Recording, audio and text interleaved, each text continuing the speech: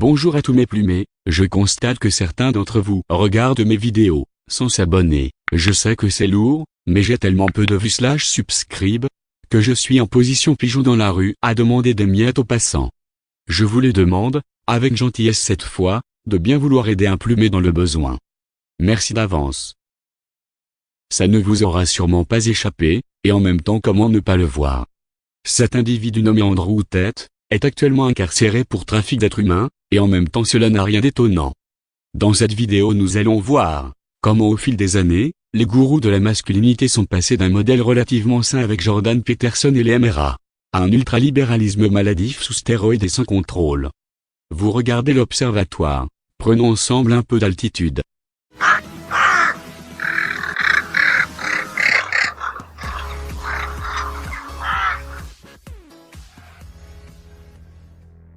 Dans mes dernières vidéos, j'ai déjà parlé des relations hommes-femmes. De la poubelle que ce monde est devenu, produit de forces multifactorielles. Il y a bien sûr en cause la contraception, les réseaux sociaux, les applications de rencontres et la mort de la religion. Il y a également l'isolation de chacun et de chacune, qui fait que les hommes ont tendance à vivre seuls, et les femmes former des harems. Ce constat de déchetterie à ciel ouvert que j'ai bien expliqué dans ma vidéo précédente, met les hommes dans diverses dispositions psychologiques, que je vais préciser ici. D'abord il y a ceux qui ne réagissent pas, qui s'écrasent, les tapis de sol humain, ceux qui ne disent rien et qui acceptent en silence le nouvel ultralibéralisme sexuel, et qui ont simplement décidé de ramper. Puis il y a ceux qui ragent, ceux qui voient rouge, ceux qui ont envie de prendre leur revanche, de niquer un maximum de femmes, d'être le meilleur. Et enfin il y a les dépressifs, les ratés, ceux qui abandonnent, ceux qui deviennent alcooliques sur la durée, qui s'enferment dans les jeux vidéo, mais qui refusent la soumission. Faisons ensemble un petit bond vers le passé.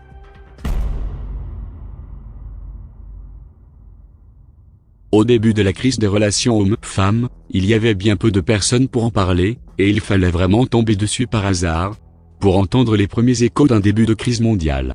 Cela avait plutôt l'apparence d'une micro-minorité de MRA. Je peux vous citer par exemple Colten, ou encore Barbarossa, qui sont les premiers à avoir véritablement parlé du taux de suicide des hommes, de la prévalence des métiers primaires usants, de la mort des hommes à la guerre. Leur chaîne YouTube ne faisait quasiment aucune vue à l'époque, et il aura fallu attendre des années, avant qu'un nouveau gourou, nommé Jordan Peterson, fasse monter leur voix un peu plus haut dans le ciel. Jordan Peterson, c'est la parole des MRA, sur fond de religion chrétienne. Les MRA, ce sont les men's rights activistes, c'est-à-dire les gens qui considèrent que la plupart des hommes aimeraient vivre des vies monogames tranquilles, mais qu'il est impossible de réaliser cela dans le monde actuel. Pas de bling-bling, pas de voiture de sport, pas de copulation dans tous les sens, même potentiellement pas de muscu, juste le respect des uns des autres, avec des règles strictes. Ils considèrent que la vie de l'homme n'est pas toujours un long fleuve tranquille, la plupart se font défoncer par le divorce, sont en couple avec des femmes qui ne les aiment pas, vont mourir à la guerre en cas de conflit, se retrouvent SDF sans aucune aide, n'ont pas le droit de pleurer sinon ta copine se barre illico. Je trouve qu'ils ont entièrement raison, même si malheureusement, sur leur chaîne YouTube, tu trouveras souvent de la misogynie, bien réelle cette fois, même si ce mot a perdu tout son sens récemment. Seulement voilà, la prêche de Jordan et des défenseurs du partage et du respect ne sont pas les plus appréciés, dans un monde toujours plus féminisé. Dans la vision féminine, le partage équitable des partenaires par une monogamie obligatoire, c'est de la merde, c'est un cancer, il faut l'éradiquer. Ce que veulent les femmes, c'est que les hommes s'entretuent, se battent, soient en compétition totale, pour sélectionner les meilleurs uniquement. Arrivent alors, sur le devant de la scène, les gourous de la masculinité ultralibéraux. Andrew Tate n'est pas le seul, il y en a plein de son espèce, c'est juste la plus grande caricature connue à ce jour. Parce qu'actuellement c'est la jungle, l'ultralibéralisme devient la meilleure manière de se démarquer en tant qu'homme, dans un monde dans lequel il n'y a pas de partage ni d'équité.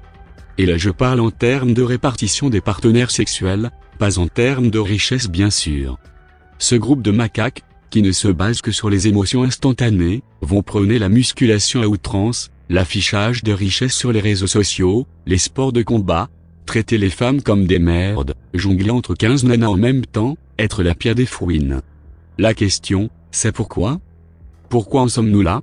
C'est très simple, la technologie provoque un ultralibéralisme sexuel, celui-là fait ressortir la vraie nature des relations hommes-femmes.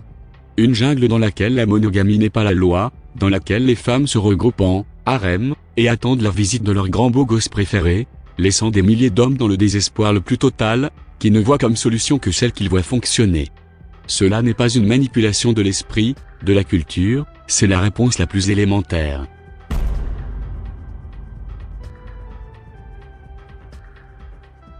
Je vais me faire petit pour ce prochain chapitre. Voici un schéma récapitulatif, qui me semble bien rassembler l'essence des différentes mouvances présentes actuellement dans le misère sexuel game. Comme vous pouvez le voir sur la gauche, nous avons les idiots du village, sans la moindre capacité introspective, qui se soumettent sans rien dire, et qui sont en réalité de vraies bombes à retardement qui ne demandent qu'à exploser. Ceux-là vont installer Tinder, n'avoir aucun résultat, déprimer intérieurement, et bien sûr, ne rien faire, ne rien dire, juste pleurer dans leur coin sans jamais en parler à personne.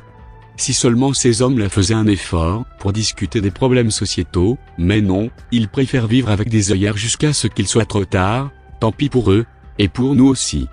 Vous voyez bien ensuite, dans la colonne Red Pill, qu'il y a une énormissime divergence entre les ultralibéraux et les conservateurs moraux. Il serait donc bon d'arrêter de confondre les deux en société, s'il vous plaît merci. Qu'on soit d'accord, je ne suis pas fan de la vision traditionnelle conservateur, avec la femme à la cuisine, pour moi c'est complètement con. Ça n'a aucun putain de sens dans l'époque actuelle, c'est juste que les MRA sont les seuls à mettre le doigt sur le problème et à proposer un début de solution viable, à savoir une monogamie stricte.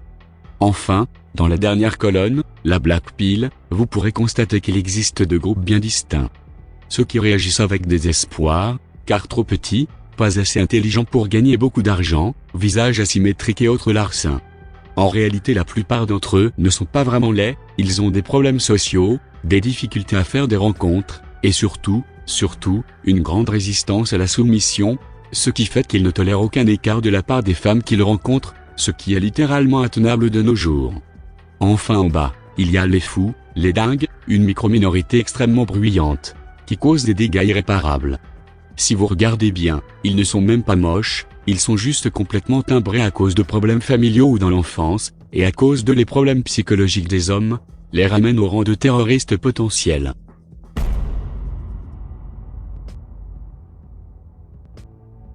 Vous allez me demander, quel avenir dans un monde pareil? Comment faire pour sortir de ce cauchemar? À moins d'un réveil généralisé, qui me semble plus qu'improbable, car allant à l'encontre des impératifs féminins, il n'y a pas de solution. Dans une société où il est toléré, et même encouragé, dans le plus grand des calmes, que les hommes les plus séduisants niquent tout ce qui bouge, sous les applaudissements de leurs camarades, l'espoir me semble mince. Les femmes s'habituent à ce nouveau mode de vie, à ces nouveaux dieux grecs, et ensuite elles ne veulent jamais retourner à la plantation. Ou alors elles le font dans la contrainte, dans un échange, sexe, ressources, comme précisé par Léo des Philogines. La vérité c'est que l'Occident va s'effondrer, et sera remplacé par des cultures, dans lesquelles la monogamie est érigée en force, et dans laquelle les femmes restant célibataires et multipliant les aventures sont humiliées. Quant à vous, ce qu'il vous reste de mieux à faire, faites du sport, travaillez sur des projets intéressants, même s'ils ne vous rendent pas riches, ne mangez pas n'importe quoi, multipliez les rencontres. Andrew Tate, et les masculins ne sont qu'un leurre, ne les écoutez pas. Voilà c'est tout pour aujourd'hui, mais ça fait déjà beaucoup. Abonnez-vous si vous aimez, indiquez-moi sur quel sujet vous voudriez que j'intervienne en commentaire. Que vos ramages se rapportent à vos plumages.